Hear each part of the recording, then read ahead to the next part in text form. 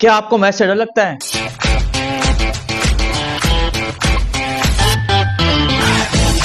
Hello student, बच्चों मैं आपको इसमें कराने जा रहा हूं CBSE board previous year question paper 2024 का सेक्शन डी और सेक्शन ई। क्लास बहुत इंटरेस्टिंग होने वाली है। कॉपी पेन लेकर बैठ जाओ, क्योंकि जो ये क्वेश्चन है ना, ये 5 नंबर के क्वेश्चन है और 4 नंबर की केस स्टडी क्वेश्चन है। ये एमसीक्यूज नहीं है, इनको आपको सॉल्व करके देखना पड़ेगा मेरे साथ साथ। आइए स्टार्ट करते हैं। सेक्शन डी का पहला क्वेश्चन 5 मार्क्स का बच्चों, क्वेश्चन नंबर 32A, यानी कि चॉइस में था, चॉइस बी पार्ट में होगी। क्वेश्चन ये था, draw graph of y equal to x mod x and find the area between y equal to x mod x x axis and ordinate x equal to -2 x equal to 2 using integration. इसका मतलब ये हो गया कि आपको integration का use करके answer निकालना था, यानी कि ये एप्लीकेशन ऑफ इंटीग्रेशन का क्वेश्चन था। तो बच्चों ऐसे क्वेश्चन में सबसे पहले हम लोग ड्रॉ करेंगे ग्राफ। अब ग्राफ के लिए पता होना चाहिए कर्व क्या है। कर्व है ये, इसमें मॉड फंक्शन। भाई मॉड फंक्शन क्या होता है, किसी को नहीं पता तो देख लो। मॉड फंक्शन का मतलब होता है अगर x पॉजिटिव है तो आंसर x आएगा, अगर x नेगेटिव है तो आंसर -x आएगा। ये इसकी डेफिनेशन होती है, आप लोगों ने 11वीं क्लास में पढ़ी होगी। अब मैंने यहीं पर रख दिया पॉजिटिव में x, नेगेटिव में -x। तो बच्चों मेरा पहला तो बन गया x स्क्वायर, यानी कि y equal to x square, कब? जब x पॉजिटिव है। दूसरा बन गया y equal to -x square, वो कब बन गया? जब x नेगेटिव है। तो ये क्या, what is this? This is upward parabola and what is this? This is downward parabola. दोनों का वर्टेक्स 0 0 है। अगर किसी को नहीं पता कि ये पैराबोला होते हैं तो बड़ी प्रॉब्लम क्रिएट होने वाली है। इसकी क्यों क्रिएट होने वाली है ये आपको पता होना चाहिए कि x square is equal to 4ay is a parabola, और वो भी अपवर्ड पैराबोला, और वो भी अपवर्ड, और ये वाला पैराबोला डाउनवर्ड क्योंकि नेगेटिव में है। तो चलो हम ये वाला ग्राफ बनाते हैं। पहले सबसे पहले y equal to x square, तो it is a upward parabola. Upward parabola हम लोग बना दिया, लेकिन ये हमारा कब बनेगा? जब हमारा x पॉजिटिव है। ये हमारी इसकी डेफिनेशन है जो हमारे को कर्व दे रखी थी, यानी कि y equal to x square कब होगा? जब x पॉजिटिव है। यानी कि जो ये वाला है ना, ये हमारा आंसर नहीं होगा। This is the only graph. ये आप चाहें तो यहां से मिटो सकते हैं। Is that clear? ऐसे दूसरा वाला बच्चों जो हमारा है, that is x square -4ay, ये हमारा होता है डाउनवर्ड पैराबोला। तो चलो हम इसको डाउनवर्ड पैराबोला बना देते हैं, और जो बनेगा वर्टेक्स ओरिजिन से ही बनेगा। दोनों का वर्टेक्स क्या है बच्चों? दोनों का वर्टेक्स ओरिजिन है। अब इसमें जो दे रखा था ना, वो तब दे रखा था जब x हमारा लेस देन 0 है, यानी कि नेगेटिव के लिए। तो बच्चों अगर x हमारा लेस देन 0 है तो वो इस तरफ आ गया, तो यानी कि ये वाला कर्व हमारे लिए कोई मायने नहीं रखता। तो हमारा एक्चुअल में जो इसका ग्राफ बनेगा ना, दिस इज द ग्राफ। ना तो ये होगा पोर्शन और ना ही ये होगा। Is that clear? अब हमने ग्राफ तो ड्रॉ कर दिया। यहां तक आपको 5 मार्क्स वाले क्वेश्चन में 2 नंबर तो मिल जाएंगे। ठीक है, now come to the part जो हमें शेड करना है, जिसका हमें एरिया निकालना है। वो कह रहा है एरिया निकालना है एक्स एक्सिस, तो चलो भैया है कर्व, वो भी है। ऑर्डिनेट x इक्वल्स टू -2 और x इक्वल्स टू 2, ये हमें लेनी है। x इक्वल्स टू 2 यहां आ गया, x इक्वल्स टू -2 यहां आ गया। ठीक है, तो अगर आप ध्यान से देखो, मैं इससे एक लाइन बनाता हूं x इक्वल्स टू 2 वाली। This is the line x equals to 2 and this is the line x equals to -2. So you have to find the area between this line, x axis and curve. तो ये मैंने shade कर दिया। जब आपने ये बना लिया और ये शेड कर दिया तो 1-1.5 नंबर आपको यहां पे मिल जाएंगे। अब हमें निकालना है एरिया। देखो सिंपल सी बात है, जो कर्व है वो सिमेट्रिक है, जितनी उधर है उतनी इधर है, उसको हम लोग बोलते हैं सिमेट्रिक। ठीक है, तो एरिया जो फर्स्ट और थर्ड क्वाड्रेंट में है, ये एरिया फर्स्ट क्वाड्रेंट का हो गया आपका, ये एरिया आपका थर्ड क्वाड्रेंट में आ गया। ये दोनों के दोनों सेम होंगे। तो सिंपल सा लॉजिक है, यहां से लेकर यहां तक का, 0 से लेकर 2 तक का, सिर्फ इस कर्व का जो कि y square equal to x square है, सिर्फ इस कर्व का एरिया निकाल के 2 से मल्टीप्लाई कर दो, इसका भी आपका ऑटोमेटिकली उसमें इंक्लूड होकर आ जाएगा। तो हमने क्या करा, 0 से 2 y dx, y का मतलब x स्क्वायर dx, इसको इंटीग्रेट करा, सॉल्व करा, 2 की वैल्यू पुट करी 8/3, 0 पुट करा 0/3, सॉल्व करके मेरा आ गया बच्चों 16/3 स्क्वायर यूनिट। स्क्वायर यूनिट जरूर लिख देना, आधा नंबर कट जाता है। ये है क्वेश्चन नंबर 32 का चॉइस वाला part. Find the area between ellipse, इसमें इलिप्स दे रखा है, उसमें पैराबोला दे रखा था, लाइन दे रखी है x equals to -2 x equals to 2 and x axis using integration. बच्चों एरिया ऑफ इंटीग्रेशन का ही क्वेश्चन है। ठीक है, कुछ नहीं करना, बस आपको ये पता होना चाहिए कि इलिप्स क्या होता है और कैसे बनता है। ग्राफ बनाना इंपॉर्टेंट है, एरिया फाइंड करना तुरंत आ जाएगा उसके बाद। आप ये देखो, ये हमारा इलिप्स है, इसको मैंने 225 से डिवाइड करा तो 9/225 काट पीट करके 25 आ जाएगा, यहां पर नीचे काटूंगा 9 आ जाएगा। तो बच्चों this is the equation of ellipse, जो हमारी स्टैंडर्ड फॉर्म होती है, ये इलिप्स की स्टैंडर्ड फॉर्म होती है। जब मैं इसको आपस में कंपैरिजन करूंगा तो a स्क्वायर हमारा आ जाएगा 25 के इक्वल, तो a कितना आ गया 5, b स्क्वायर आ गया हमारा 9 के इक्वल, b कितना आ गया 3। तो जो ये a है ना ये x एक्सिस है और जो ये y है वो y एक्सिस है, ठीक है। Now I draw the graph. आप ये देखिए a कितना आया 5, तो 0 से लेकर 5 तक हमारी हो जाएगी मेजर एक्सिस, ठीक है, और 0 से लेकर 3 तक जो हमारा b आया वो हो जाएगी हमारी माइनर एक्सिस। मैंने इलिप्स बना दिया, कोई टेंशन नहीं, यहां तक ग्राफ आपको बनाना आना चाहिए। अब उसने जो कहा है आपसे कि जो आपको एरिया निकालना है ना, इन दोनों लाइन को इंक्लूड करना है और एक्स एक्सिस को। तो एक्स एक्सिस हमारी दे रखी है, x इक्वल्स टू 2 और x इक्वल्स टू -2, ये लाइन बना लीजिए। देखिए 2 पे जब मैं x इक्वल्स टू 2 लाइन बनाऊंगा तो ये वाली लाइन बनेगी, जैसे हमने पहले पिछले क्वेश्चन में बनाई थी। x इक्वल्स टू -2 पे ये लाइन बनेगी, जैसे कि हमने पिछले क्वेश्चन में बनाई थी। Got it. आपको जो एरिया निकालना है ना इन दोनों लाइन के बीच का, x एक्सिस इंक्लूड करनी है और इलिप्स इंक्लूड करना है। तो you have to find this area, this one and this one, मतलब चारों एरिया निकालने हैं। और सबसे बड़ी इंपॉर्टेंट बात जो मैंने आपको पिछले क्वेश्चन में बताई थी, सिमेट्री है। जितना एरिया ये होगा उतना ही नीचे, उतना ही यहां, उतना ही यहां, यानी कि शेडेड एरिया जो है ना वो चारों हमारा सिमेट्री दे रखा है। तो मैं क्या करूंगा, सिर्फ एक एरिया लूंगा और 4 से मल्टीप्लाई कर दूंगा। तो मैंने क्या करा बच्चों, 0 से लेकर 2 तक, 0 से लेकर 2 तक सिर्फ इस वाले पोर्शन का एरिया इंक्लूड कर दिया, क्या इस वाली कर्व का। Got it. फिर उसको 4 से मल्टीप्लाई कर दो, तो आंसर कितना आ जाएगा 4 टाइम्स ऑफ 0 से 2 y। 4 से क्यों मल्टीप्लाई करा, 1 2 3 4। Got it. अब y कैसे निकलेगा, यहां से आपको y निकालना है, ठीक है। कैसे निकालना है, एक्स स्क्वायर बाई 25 उधर ले जाइएगा, एलसीएम लो, ठीक है, रूट ले लो, आपका इतना y निकल आएगा। कितना आ जाएगा 3/5 root 5 square minus x square. अब इसमें मैं करना क्या है, सिर्फ आपको उसका इंटीग्रेशन करना है। अब इंटीग्रेशन क्या होता है, उसका फॉर्मूला क्या होता है, मैं आपको एक बार बताऊंगा जरूर। सिर्फ फॉर्मूला लगाना है आपको, यू हैव दिस फॉर्मूला। अगर आपका a square minus x square d x है, ये कांस्टेंट है, स्क्वायर वेरिएबल है, तो this is the formula x/2 integration as it is plus a square upon 2 sine inverse x/a। This is the formula. अगर indefinite है plus c लगा देना, definite है तो लिमिट दे रखी होगी। तो मैंने ये वाला फॉर्मूला यूज करा, ठीक है। 3/5 कांस्टेंट है, बाहर आ गया, 12/5 हो गया। I use this formula, x/2 integration पूरा का पूरा as it is plus a कितना है, इसमें कंपैरिजन करो, a स्क्वायर आपका 5 square, a square upon 2 sine inverse x/a x/5। बस फिर आपको लिमिट पुट करनी है, आपको पुट करनी आती है। पहले 2 पुट कर दीजिए, इतना आ गया, माइनस करके 0 पुट कर दीजिएगा लोअर लिमिट। तो जब मैं x को 0 रखूंगा वो 0 हो जाएगा, यहां पर साइन 0 इनवर्स 0 वो भी 0 हो जाएगा, तो 0 रखने पर दोनों टर्म 0 हो गई, ठीक है। तो this is the required answer. आपको सॉल्व करना है, 2 से 2 कैंसिल आउट हो गया, 12/5, ये 25 में 4 गए तो आपका बचेगा √21। ये आपका इसको इससे मल्टीप्लाई करोगे 30 आ जाएगा, साइन इनवर्स 2/5 स्क्वायर यूनिट। ये मेरा आंसर आ गया। स्क्वायर यूनिट लिखना मत भूलना, जब 100 में 100 नंबर आ रहे होते हैं तो कई बार एग्जामिनर इसी बात का आधा नंबर काट लेता है। आई थिंक दोनों क्वेश्चन एरिया ऑफ इंटीग्रेशन के आसान थे, मुश्किल नहीं थे, मैंने लिख दिए हैं, आप एक बार इसको नोट कर लीजिएगा। Come to the next question, question number 33 a part, यानी कि ये भी हमारा क्वेश्चन चॉइस में था।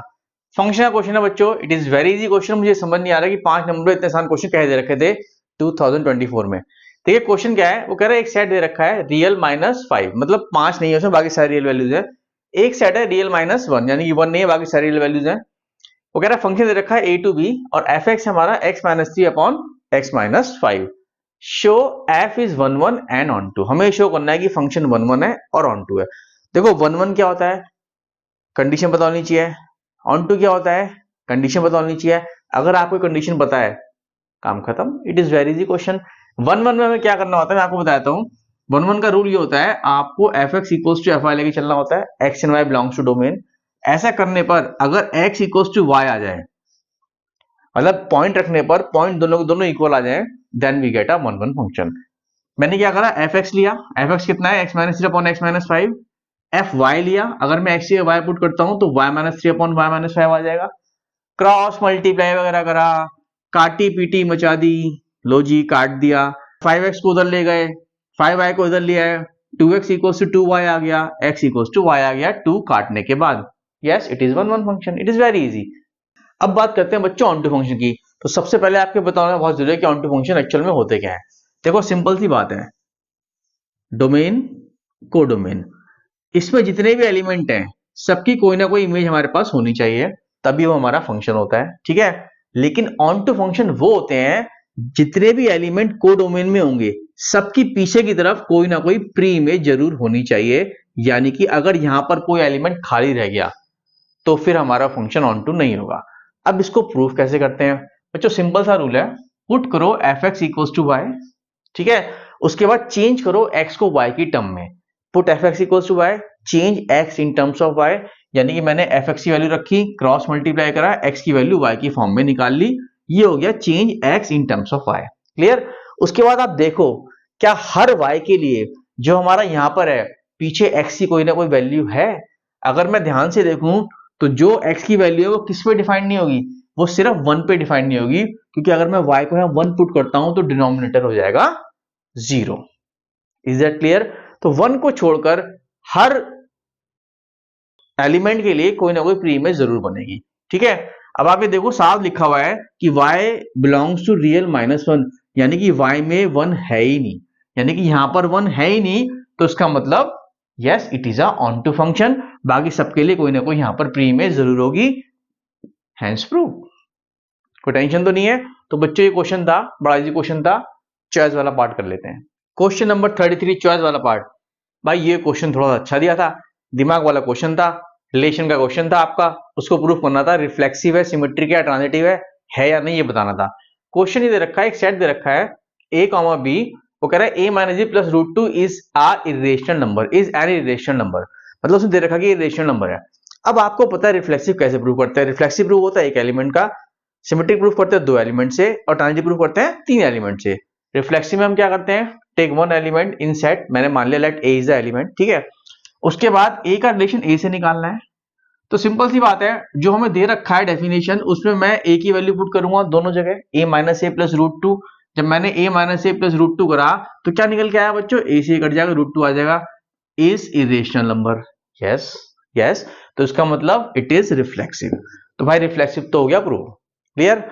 बात आती है सिमेट्री की। देखो सिमेट्री का रूल ये होता है कि हम ए रिलेटेड बी लेके चलते हैं, ए का रिलेशन बी से लेके चलते हैं, और लास्ट में अगर बी का रिलेशन ए से निकल आए उल्टा रिवर्स, उसको हम बोलते हैं सिमेट्रिक, तो हमारा सिमेट्री प्रूव हो जाएगा। तो चलो सिंपल सी बात है, ए का रिलेशन बी से, यानी कि ये डेफिनेशन हो गई, दे रखी है A minus B plus root two is irrational number, ये हमारे इरेशनल नंबर है, ठीक है। और उसके बाद अगर मैं इसका रिवर्स करता हूं, यानी कि इसकी जगह लिखता हूं B minus A plus root to, तब हमारा ये वाला रिलेशन प्रूव होगा। क्लियर। लेकिन इससे ये प्रूव हुआ या नहीं ये देखना पड़ेगा। तो बच्चों यहां पर हमें लेना पड़ेगा example, I take a is equal to root two and b is equal to 0। अगर मैं ए को रूट टू यहां रखता हूं, ध्यान से देखना, बी को 0, तो what I get 2 root two. क्या मिला मुझे, मुझे मिला 2 root two. Is an irrational number, yes it is an irrational number. तो हम लेके तो चल रहे हैं इरेशनल नंबर, वही मैंने एग्जाम्पल लिया। लेकिन जब मैं इसका अपोजिट करूंगा, if I put here b को मैं 0 पुट करता हूं, ए को रूट टू पुट करता हूं, तो बच्चों रूट टू की बार कट जाएगा, कितना आ गया 0। क्या ये इरेशनल है, no it is not irrational number, it is a rational number. तो इसका मतलब क्या हो गया, इसका मतलब हो गया सिमेट्री नहीं प्रूव हुआ। अगर ये भी इरेशनल नंबर नहीं करा था तो शायद मैं इसको सिमेट्री मान लेता। क्लियर। तो जरूरी नहीं है हर उसके लिए सिमेट्री प्रूव हो जाए। यहां आ जाओ, ट्रांजिटिव क्या होता है, ट्रांजिटिव में हम लोग 3 एलिमेंट लेके जाते हैं, ए बी और सी। रूल क्या है, रूल ये है ए का रिलेशन बी से लेके चलेंगे, बी का रिलेशन सी से लेके चलेंगे, और लास्ट में अगर हमारा ए का रिलेशन सी से निकल आए कंबाइन करने के बाद, तो हम कहते हैं यस इट इज ट्रांजिटिव। तो चलो पहला रिलेशन लेके चलते हैं, A minus B plus root two is irrational number according to definition. अगर बी का सी से है तो B minus C plus root two is an irrational number according to the definition. अब इन्हें कंबाइन करके बी को गायब करना है, तो मैंने क्या करा भाई, दोनों को ऐड कर दिया, दोनों को क्या कर दिया मैंने, ऐड कर दिया। ऐड करते ही बच्चों बी और बी गायब हो गए, क्या बचा, a माइनस सी प्लस 2√2 बचा। इज इरेशनल, क्या ये इरेशनल है? अब वही बात है, जब वेरिएबल दे रखे हैं तो हम लोग कुछ कह नहीं सकते, तो ऐसे में कुछ ना कुछ हमें एग्जाम्पल लेके दिखाना पड़ेगा, इसलिए क्वेश्चन थोड़ा सा ट्रिकी था। तो बेटर था इससे पहले जो चॉइस वाला क्वेश्चन था वो हमें करना था। अब देखो यहाँ पर मैं एग्जाम्पल लेके चल रहा हूँ, ए को मैंने माना 2√2, बी को मैंने माना 0, 0 क्यों माना बी को, क्योंकि बी तो वैसे ही गायब हो जाना है, मैंने बी को 0 ही मान लिया। 4 को मैंने लेके चला 4√2। अब आप ध्यान से देखो, जब मैं ये वैल्यू इसमें पुट करता हूं a माइनस बी प्लस √2, ध्यान से देखना, a माइनस बी प्लस √2 मेरा निकल आएगा 3√2। Is irrational number? Yes it is an irrational number. ठीक है, हम ये लेके चल रहे हैं। अच्छा, इसमें अगर मैं पुट करता हूं b माइनस सी 0 माइनस 4√2 प्लस √2, ये निकल आया minus 3√2। Yes it is also an irrational number, यानी कि जो मैं लेके चला था अकॉर्डिंग टू दिस एग्जाम्पल वो हमारा ठीक है। अब ये वैल्यू रखने पर हमें चेक करना है कि क्या ये इरेशनल है। देखते हैं, a minus c 2√2 minus 4√2 plus 2√2, अब की बार यहां पर 2√2 है, तो बच्चों 2√2 और 2√2 कितना हो गया, 4√2 minus 4√2, the answer is 0। Is irrational number? No, now it is not an irrational number, यानी कि ये हम लेके चले इरेशनल, ये हम लेके चले इरेशनल, पर कंबाइन करने पर इरेशनल नंबर नहीं आया, therefore it is not transitive. तो बच्चे क्या रहा, ये सिर्फ रिफ्लेक्सिव रहा, सिमेट्रिक नहीं रहा, ट्रांजिटिव भी नहीं रहा। लो जी बच्चों, आ गया आपका फेवरेट क्वेश्चन जिसका बहुत देर से आप लोग इंतजार कर रहे थे। जी हाँ, मैट्रिक्स का क्वेश्चन 5 नंबर में आता है। ठीक है, तो मैट्रिक्स का ये क्वेश्चन आया है।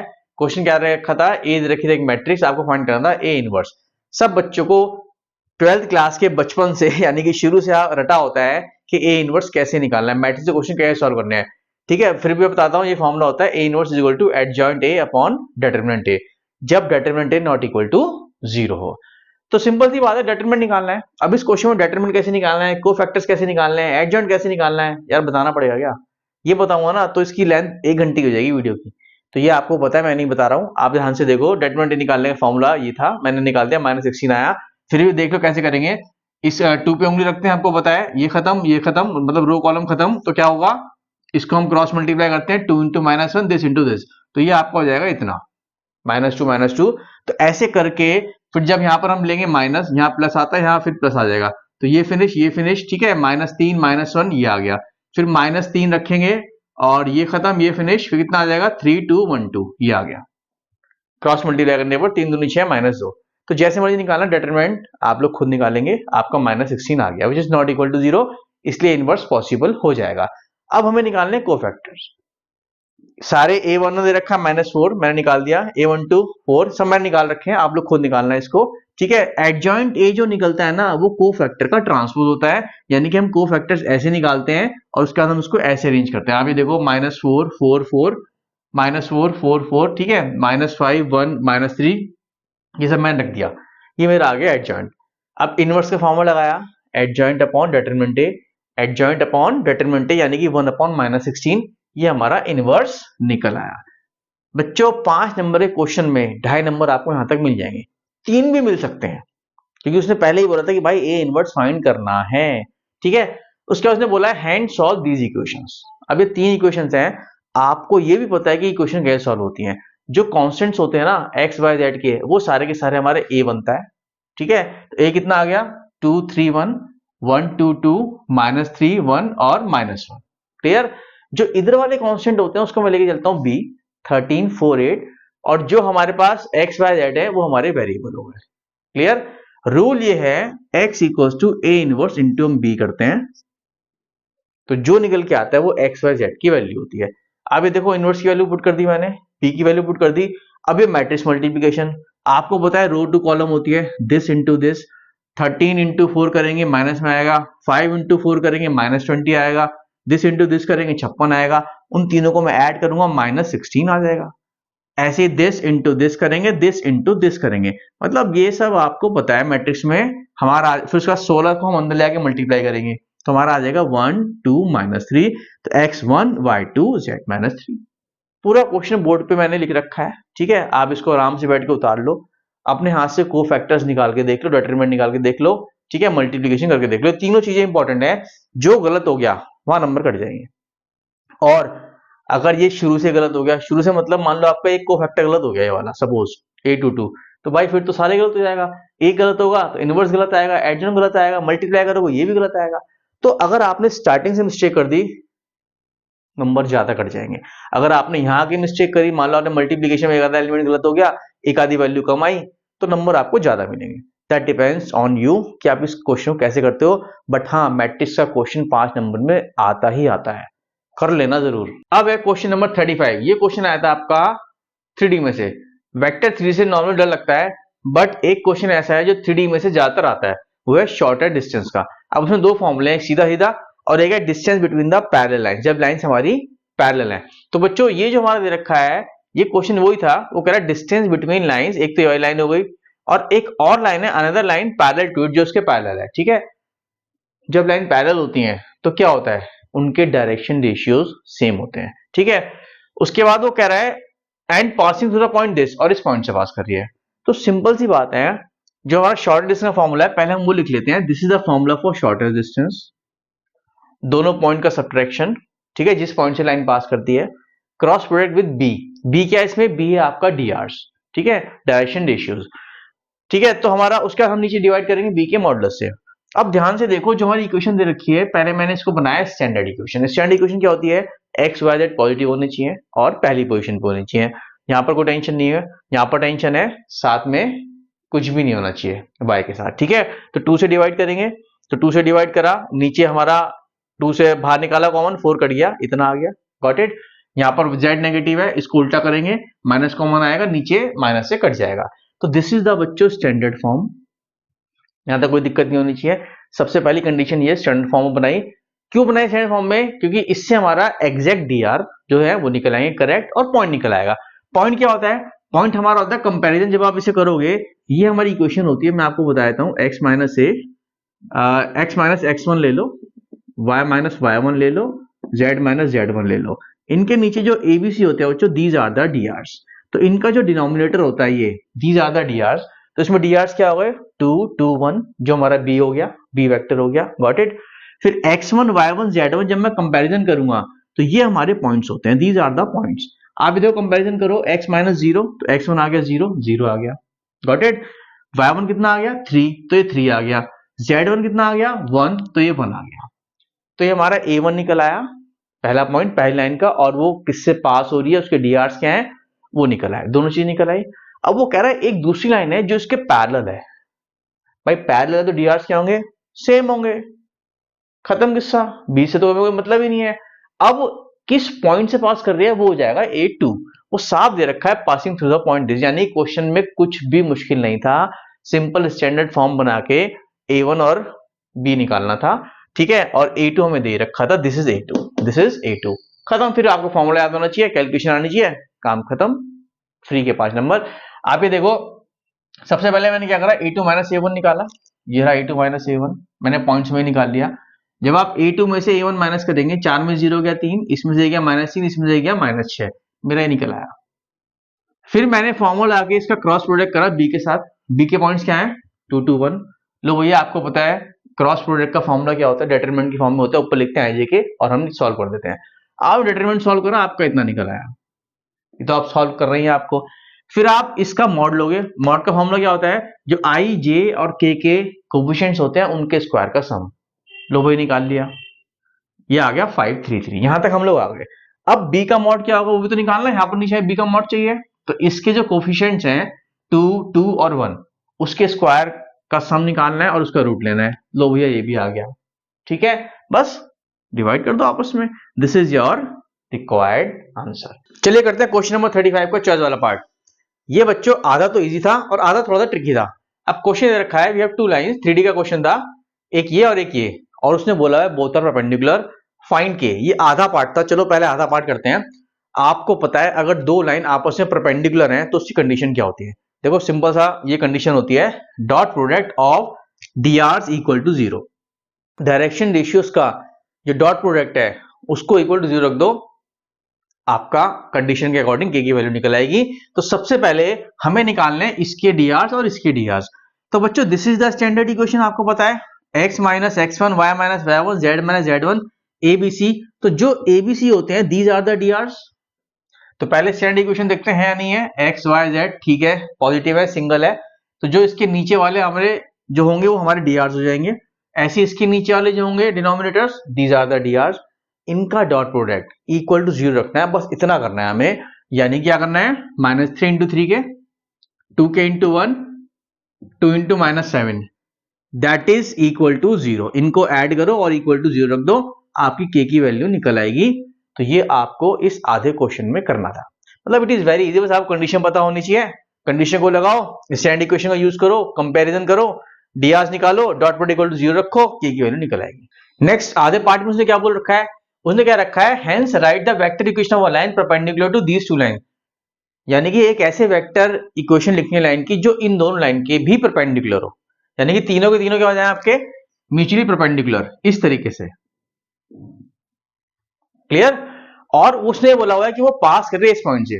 देखो सिंपल सा लॉजिक है, जो हमारी वेक्टर इक्वेशन होती है वो ये होती है, r vector is equal to a plus lambda b vector, जिसमें ए होता है बच्चों पॉइंट, जो हमें पॉइंट रखना होता है, और बी होता है इसके डीआर।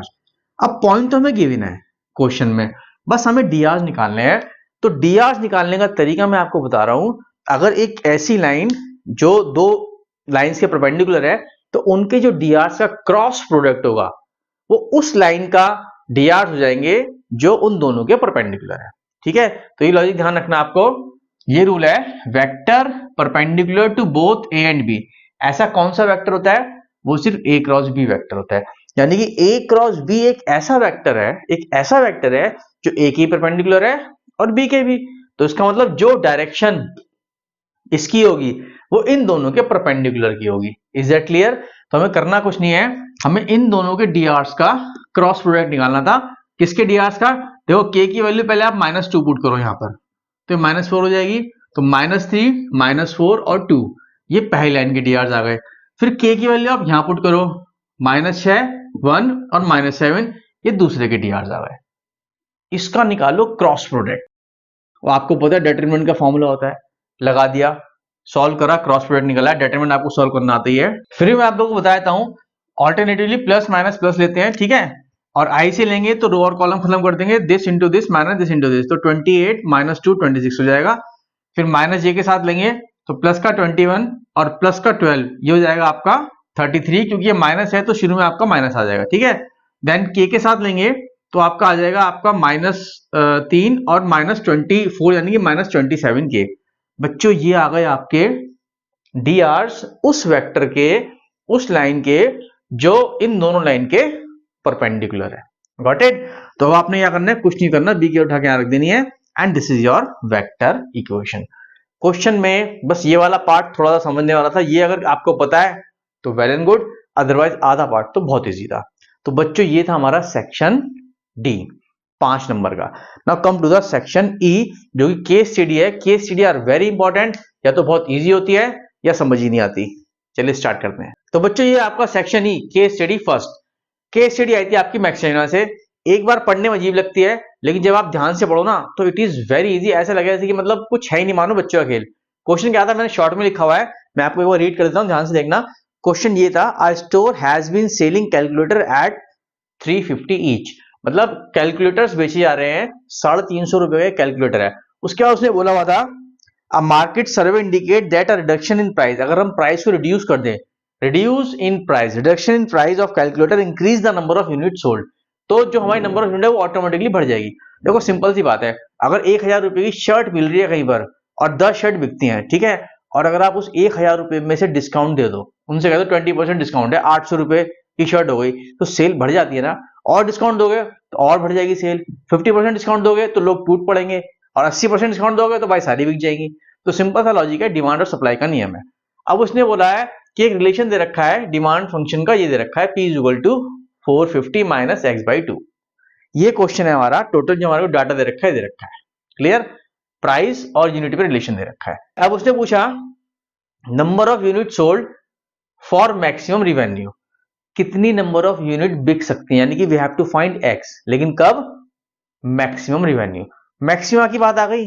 मैक्सिमम मिनिमम फंक्शन आपको पता है क्या होते हैं, आपने मैक्सिमम मिनिमम पढ़ा हुआ, कैसे करते हैं, ठीक है। रिवेन्यू फंक्शन ये दे रखा है x इंटू पी एक्स, और यही बोला है ऑल्सो वेरीफाई द रिजल्ट। तो चलो करते हैं मैक्सिमम का क्वेश्चन है। सबसे पहले रिवेन्यू फंक्शन निकालो, x को px से मल्टीप्लाई करो, px का मतलब ये प्राइस दे रखा है तो मैंने x को इससे मल्टीप्लाई कर दिया, इतना निकला है मेरा, ये हो गया रिवेन्यू फंक्शन। Got it. अब मैक्सिमम मिनिमम रूल आपको पता है, एक बार डिफरेंशिएट करते हैं, क्रिटिकल पॉइंट निकालते हैं इक्वल टू 0 रखकर, तो मैंने एक बार डिफरेंशिएट करा, 450 आ गया, 2x आ गया, 2 से 2 कट गया, ठीक है, यहाँ पर 2x आएगा, 2 से 2 कट जाएगा, क्लियर। फिर मैक्सिमम के लिए हम इसको इक्वल टू 0 रख के क्रिटिकल पॉइंट निकालते हैं, तो x आ गया मेरा 450 यूनिट। अब आंसर तो यहाँ खत्म हो गया, लेकिन क्योंकि हमें क्वेश्चन उसे पूरा सॉल्व करके दिखाना होता है ना, तो हम ये प्रूफ करेंगे कि क्या वाकई मैक्सिमा के लिए है। आपको पता है हमें फिर क्या प्रूफ करना है, डबल डिफरेंशिएट करना है, d square r upon d x square. जब मैं डबल डिफरेंशिएट करूंगा इसका, इट कम्स टू -1, ये लेस देन 0 है, और आपको पता है जब डबल डिफरेंशिएशन लेस देन 0 होता है तो मैक्सिमा होता है। Got it. तो इसका मतलब अगर मैक्सिमम रिवेन्यू है तो answer is 450 unit.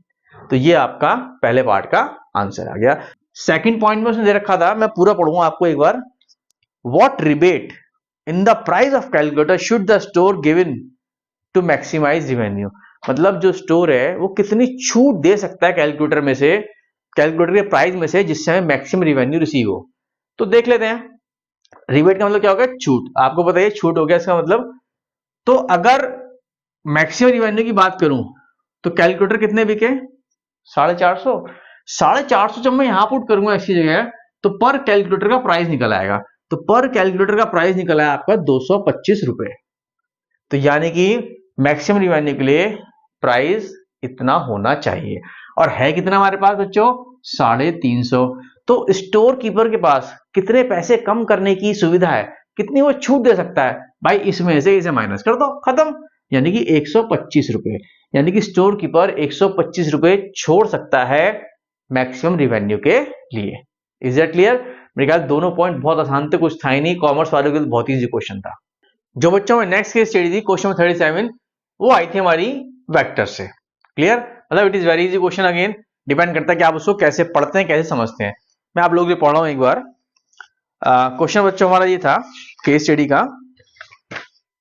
N instructor at the astronomical centre shows 3 among the brightest star in the particular constellation। ठीक है, assuming that the telescope is located at center 000 and 3 stars have their location at the point D, A, V। मतलब telescope से हम देख रहे हैं 3 stars को, D, A और V पे 3 स्टार्स हमारे लोकेटेड है, 3 पॉइंट दे रखे हैं, और क्या है, सिंपल सा क्वेश्चन है। और वो आपसे पूछ रहा है, बता रहा है पहले कि इन तीनों के पोजीशन वेक्टर्स ये दे रखे हैं, 2i + 3j + 4k, 7i 5j 8k, -3i 7j 11k, ये इनके तीनों के पोजीशन वेक्टर्स हैं। मतलब it is a simple question, उसने अंग्रेजी में डाल दिया, 3 पॉइंट दे रखे हैं, उनके अकॉर्डिंग क्वेश्चन है। अब उसने पहला पॉइंट क्या पूछा, देखो ध्यान से, कुछ नहीं है, it is very easy question. How far is the star V from the star A। मतलब V और A की दूरी निकालनी है भाई, डिस्टेंस निकालना है। आपको पता है 3D में, वेक्टर में, 2 पॉइंट के बीच का डिस्टेंस कैसे निकलता है, पोजीशन वेक्टर आपको पता है तो कैसे निकलता है। अब देखो सिंपल सा बात है, मैंने पहले निकाला VA वेक्टर क्या होगा। VA वेक्टर क्या होगा, आगे वाले के पोजीशन वेक्टर में से पीछे वाले का माइनस, यानी कि 7 minus this, 5 minus this, 8 minus this, तो ये आपका आ जाएगा 10 माइनस 2 माइनस 3। इनके स्क्वायर का एडिशन का रूट लेंगे तो डिस्टेंस आ जाएगा। This is the required answer. Free का एक नंबर था, फ्री का कुछ था ही नहीं, इसमें डिस्टेंस निकालना था, आपको फॉर्मूला पता है। ओके, दूसरे में क्या है, find unit vector in the direction of this. अब यूनिट वेक्टर का फॉर्मूला पता होना चाहिए आपको। यूनिट वेक्टर ये होता है कि जो वेक्टर दे रखा है ना, उसको उसी के मॉडुलस से डिवाइड कर दो, डिवाइड होती है, आपको यूनिट वेक्टर निकल आएगा। तो सबसे पहले आप निकालो डीए वेक्टर क्या होगा। ठीक है, ये होता है यूनिट वेक्टर का formula, DA vector divide by DA vector का मॉडुलस। तो डीए वेक्टर क्या होगा भाई, ये रहा डीए वेक्टर, आगे वाले के पोजीशन में से पीछे वाला माइनस, तो 7 में से 2 गया 5, 5 में 3 गया 2, 8 में 4 गया 4, तो देखो ये आ गया 5 2 4। कोई दिक्कत, कोई दिक्कत नहीं। इसका निकाल लिया मॉडुलस, तीनों के स्क्वायर का एडिशन का रूट। अब इससे आसान क्वेश्चन और क्या आएगा मेरे भाई, उसका डिवाइड करा, ये आपका आ गया यूनिट वेक्टर। लो भाई ये भी हो गया जस्ट बाय यूजिंग फॉर्मूला। मतलब केस स्टडी अभी तक तो पहली वाली भी इजी थी, और ये सेकंड वाली जो मैं आपको बता रहा हूं ये भी बहुत इजी है। अब हमें थर्ड पार्ट में क्या निकालना, थर्ड पार्ट में निकालना हमें फाइंड द एंगल VDA, यानी कि जो ये VDA है इसका बच्चों में एंगल निकालना है। This is the angle. ठीक है, आप लोगों ने फॉर्मूला पढ़ा था डॉट प्रोडक्ट का, a dot b is equal to a b cos theta. अगर ए और बी के बीच का एंगल हमें थीटा दे रखा है तो आई थिंक आप लोग याद आ गया होगा, ठीक है। अगर ये आपको ए वेक्टर है, ये आपका बी वेक्टर है, तो दिस इज द फॉर्मूला। वही करना है हमें, कॉस थीटा का फॉर्मूला लगाना है, क्योंकि वेक्टर देखते याद आ गया कि यार साइन थीटा पढ़ा था या कॉस थीटा पढ़ा था, ठीक है। तो cos theta is equal to जो ये दो आर्म्स हैं वी डी और डी ए, इनका डॉट प्रोडक्ट और इनके मॉडुलस से उसका डिवीजन, वो आपका निकल आएगा एंगल। तो सिंपल सा लॉजिक है, वही करना है हमें। पहले निकालना है डीवी, डीवी निकाल लो, आगे वाले में से पीछे का माइनस, -3 -2 -5, इसमें से माइनस करूंगा 4, इसमें माइनस करूंगा 7। आप ये देखो यही आ गया, गॉट इट। इसका मॉडुलस निकाल लिया। मॉडुलस कैसे करूंगा, इसका स्क्वायर प्लस इसका स्क्वायर प्लस इसका स्क्वायर, रूट लेके मतलब ऐड करके रूट लेना है, जैसा हम अब तक करते आ रहे हैं। लो भैया √90 आ गया, कोई टेंशन नहीं। अच्छा अब हमें निकालना है डी ए, वही 7 में से 2 गया 5, 5 में 3 गया 2, 8 में 4 गया 4। लो भैया ये भी आ गया 5 2 4। इसका हमने अभी निकाला ही था, ठीक है, हमने डी ए भी पहले ऊपर निकाला ही था, यही √45 आ गया। बस कुछ नहीं करना, इनका डॉट प्रोडक्ट, डॉट प्रोडक्ट आपको पता है आई वाले आई से मल्टीप्लाई, जे वाले जे से मल्टीप्लाई, के वाले के से मल्टीप्लाई, उनको ऐड करना है। तो -5 5 25 माइनस का 4 और 2 8, 7 और 4 28, ऊपर रख दो इसको, बचेगा ऊपर 11। नीचे क्या आएगा, नीचे इन दोनों का प्रोडक्ट आ जाएगा √90 √45। √90 को हम ऐसे लिख सकते हैं √2 इंटू √45। तो जब मैं इन्हें मल्टीप्लाई करूंगा √45 बाहर आ जाएगा और √2 बच जाएगा।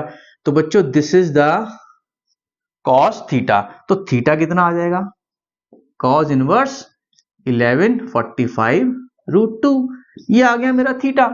जो बच्चों में लास्ट केस स्टडी आई थी वो आई थी प्रोबेबिलिटी में से। केस स्टडी क्या है, केस स्टडी ये है, एक इंटरव्यू हो रहा है, 3 लोग हैं, रोहित जसप्रीत और आलिया। उनके सिलेक्शन की प्रोबेबिलिटी दे रखी थी 1/5 1/3 1/4, ठीक है।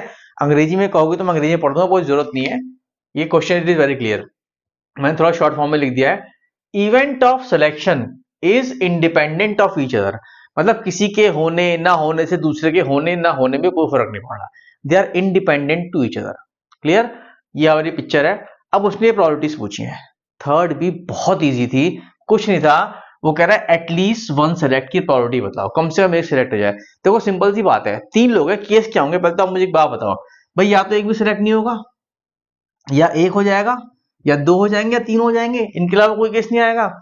तो हमें कम से कम एक को सिलेक्ट करना है, यानी कि ये भी चाहिए, ये भी चाहिए और ये भी चाहिए। तो क्या नहीं चाहिए, ये नॉट सेलेक्ट वाला केस नहीं चाहिए। टोटल प्रोबेबिलिटी कितनी होती है 1, तो 1 में से ये उठा के माइनस कर दो, बाकी सबकी प्रोबेबिलिटी निकल आएगी। तो this is my required answer, at least 1 select का आंसर ये हो जाएगा 1 माइनस प्रोबेबिलिटी नॉट सेलेक्ट। अब नॉट सेलेक्ट कैसे निकलेगी, देखो सिलेक्शन की प्रोबेबिलिटीज दे रखी है, ठीक है। रोहित के सिलेक्शन की 1/5 है, तो रोहित के नॉट सिलेक्शन की कितनी होगी 1 माइनस 1/5। 1 में से क्यों माइनस करा, टोटल प्रोबेबिलिटी 1 होती है, ठीक है। तो यस की और नो की अगर हमें प्रोबेबिलिटी निकालनी है तो दोनों का सम 1 होता है। तो अगर नो की निकालनी है तो 1 माइनस यस, यस की निकालनी है तो 1 माइनस नो। क्लियर। अच्छा जसप्रीत की 1/3 है, ना होने की 1 में से 1/3 माइनस कर दो 2/3 आ जाएगी। 1/4 है, 1 में से 1/4 माइनस कर दो 3/4 आ जाएगी। नॉट सेलेक्ट की, यहां पर हमें तीनों का नॉट सेलेक्ट चाहिए मल्टीप्लीकेशन में, ठीक है। तो जब मैं तीनों का नॉट सेलेक्ट मल्टीप्लाई करके 1 में से माइनस कर दूंगा, I got this 3/5 and this is the answer of first point. कुछ नहीं था, कंसेप्ट था जरा सा मामूली सा। अच्छा अगले में उसने पूछा है प्रोबेबिलिटी निकालो G/H नॉट, इसका मतलब नॉट होता है आपको पता है, वेयर G दे रखा है जसप्रीत के सिलेक्शन का इवेंट, ठीक है, और H नॉट दे रखा है event of Rohit not selected. मतलब वो कह रहा है रोहित सिलेक्ट नहीं हुआ, उसके बाद जसप्रीत के सिलेक्शन की कहानी बताओ।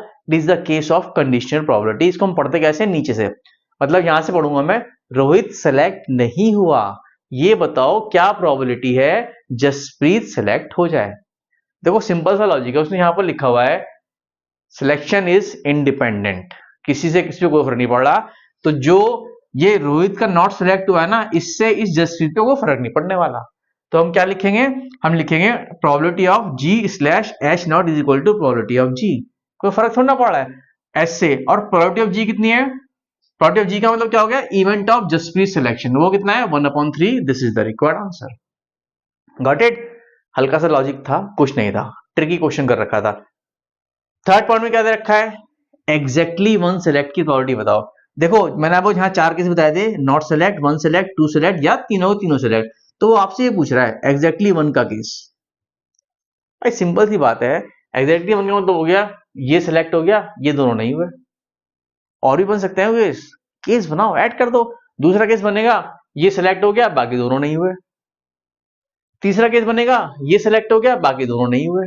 वही मैंने करा। देखो रोहित को सिलेक्ट कराया, बाकी दोनों को नहीं कराया। फिर जे को सिलेक्ट कराया, बाकी दोनों को नहीं कराया। फिर आलिया को सिलेक्ट कराया, बाकी दोनों को नहीं कराया। तो इसके सिलेक्शन की 1/5, ठीक है, रख दी। इन दोनों के नॉट सिलेक्शन की कौन कौन सी है, 2/3 और 3/4, मल्टीप्लाई कर दिया। पहला केस। दूसरे केस में क्या है, रोहित के नॉट की रख दी 4/5, इसके यस की रख दी 1/3 और इसके नॉट की रख दी 3/4। तीसरे में इसके यस की रखनी है आलिया की, बाकी दोनों की नॉट की रखनी है। इनको ऐड करना है, ऐड क्यों करेंगे, because these are the different cases. Add करके मेरा आंसर आ जाएगा 13/30। आई थिंक आप लोगों को समझ आ गया होगा, कोई कुछ खास नहीं था इसमें। अब इसका जो और वाला पार्ट है वो भी सेम टू सेम ऐसा ही है, देख लो, इसको भी देख लो, जो हमारा लास्ट है, फिर खत्म करते हैं हम इसको। एग्जैक्टली टू सिलेक्ट का मतलब दो सिलेक्ट होना, एक सिलेक्ट नहीं होना। तो पहला केस बनेगा पहले दो सिलेक्ट करा दो, आलिया को सिलेक्ट मत कराओ, ठीक है। दूसरा केस बनेगा अब के बाद जसप्रीत को सिलेक्ट मत कराओ, बाकी दोनों को करा दो। तीसरा केस बनेगा अब के बाद जसप्रीत आलिया को सिलेक्ट करा दो, आर को मत कराओ। सिंपल सी बात है, इनकी प्रोबेबिलिटीज रखो, मल्टीप्लाई करो, प्लस करो, आंसर निकल आएगा। आप देखो इन दोनों को यस, तो 1/5, 1/3, इसको नो, 3/4, पहला केस, ठीक है। दूसरे में जे का नॉट आएगा, यानी कि 2/3 आएगा, बाकी दोनों को यस आएगा, 1/5, 1/4।